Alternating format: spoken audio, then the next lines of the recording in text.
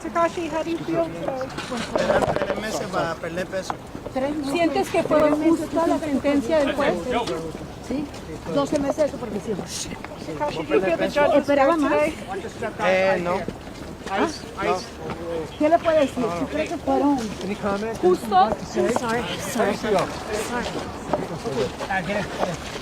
On August 17th, 6ix9ine girl Arilla was shot down in New York. And now brand new footage of 6ix9ine locked up has popped up online. The timing got fans convinced her. Death and his arrest are tied together, heavy people really asking, did 6ix9ine set up his own girl? And with what we know right now, it is starting to look that way. I got the full breakdown for you. The Queen of New York gets taken out. And just when everybody thought this story could not get any wilder, here comes the twist that got the whole internet dizzy 6 days after Arilla was found full of bullets. 6ix9ine gets picked up on August 23, 2025 for violating his supervised release. Now tell me that timing is not shady as hell. And to make it even crazier, some new footage of him behind bars is leaked. But before we dive into that mess, let us run it back and see how everything started on August 17, 2025. The streets lost a real one when Arilla Langostamea Polana was discovered shot up in her car on the Cross County Parkway in Mount Vernon, New York. This Dominican queen, only 33, was chilling in her black Mercedes G-Wagon when some cowards pulled up, handling her vehicle up around 8 in the morning. The medical examiner confirmed what everybody feared: multiple gunshots. Ended her life. Police straight up said this was not random, this was a planned hit. Arilla had just finished her shift at Icon New York Lounge in Manhattan, where she barred in to support her daughter. She had over 566,000 followers on IG, and everybody who knew her said she was the type who lit up every room. But here's where things get wild. Arilla was not just some random influencer, she was locked in with 6ix9ine heavy. She showed up in his 2023 Y music video and even performed with him at spots like Toboga Room in New York. Online people been arguing, some saying she was his girl, others saying she was just close to him. But when someone in your circle gets sprayed like that, the questions start flying, and none of them questions are sweet. The rumors been insane, because when you are around someone like 6ix9ine, a man known for snitching on the 9 Trey gangsta bloods, anyone connected to you turns into a target. He even once admitted that he knew he had people hating on him. That's why I think that's why people hate me, because I'm so arrogant and but it's just me being like, yo, this is the truth, this is the facts. People hate the facts. Why are you causing all these problems for yourself, sir? I don't cause no problem, man, you know what I'm saying? I address them. Meanwhile, following the most recent events, social media have been buzzing with theories that Arilla's murder was retaliation for 6ix9ine testimony against gang members. One user posted straight facts, saying that's why you don't date walking targets, and another kept it 100, saying to be in close proximity to him is crazy, nothing good comes out of it. But it gets deeper, because word is Arilla was also linked to a dude named Nada Cartier, who was described as a suspected gang leader, questioned after her death. So now we got theories flying left and right. Was she targeted because of 6ix9ine snitching past, or did her own man's gang ties put her in the crosshair? Either way, this beautiful soul got caught in deadly street politics. The crime scene told the story of pure violence, with shattered windows and bullet holes, showing someone really wanted to make a statement.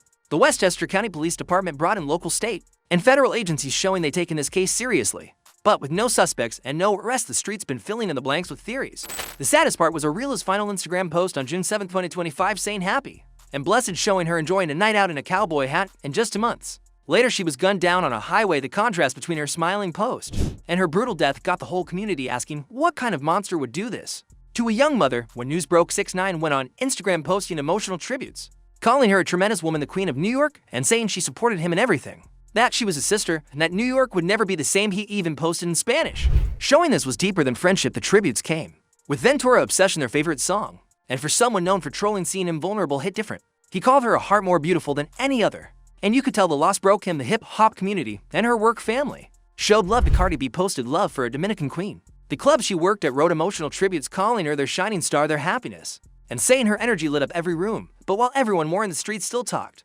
about the real reason she caught those bullets, the biggest theory was that her murder was retaliation for 6ix9ine cooperation with the feds. Because when you snitch on the 9 Trey gangster bloods, you don't just put yourself in danger, but everyone around you, and that's real street knowledge. Many people learn the hard way. But 6ix9ine never seemed to understand the meaning of loyalty or consequences. The conversations about snitching, loyalty, and betrayal all came back to remind people how deep the situation runs. Fans on Arilla's Instagram left hearts, prayers, and tough questions, wondering if the murder connected to someone being in jail. The memorial in Washington Heights showed the love she had in the community, with people heartbroken, especially knowing she had 2 daughters. What hit people hardest was how this murder fits a bigger pattern of violence that follows 6ix9ine everywhere, from his 2023 gym beating to constant threats. And now this tragedy, it feels like danger always surrounds him. Then the story got crazier when 6ix9ine got locked up days later. He went from emotional tributes to being back in federal custody at the same facility as Diddy and Sam Bankman-Fried. The feds arrested him after Judge Paul A. Engelmayer issued a warrant holding him until November 12, 2025. The violations were serious. First, He traveled to Las Vegas without permission, then lied about it second. He failed drug test twice, testing positive for meth even though he tried to blame Adderall, and third, he missed a mandatory drug test and 3 strikes in federal court. Never ends well, but it gets deeper because in March 2025, the feds raided his Miami mansion, finding MDMA pills and cocaine residue.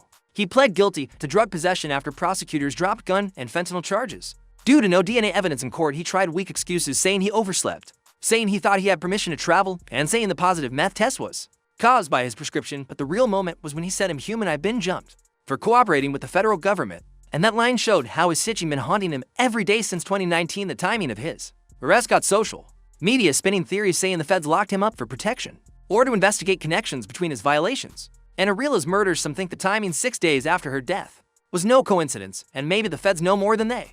Saying the truth is when someone with a snitching history has people around him catching bullets.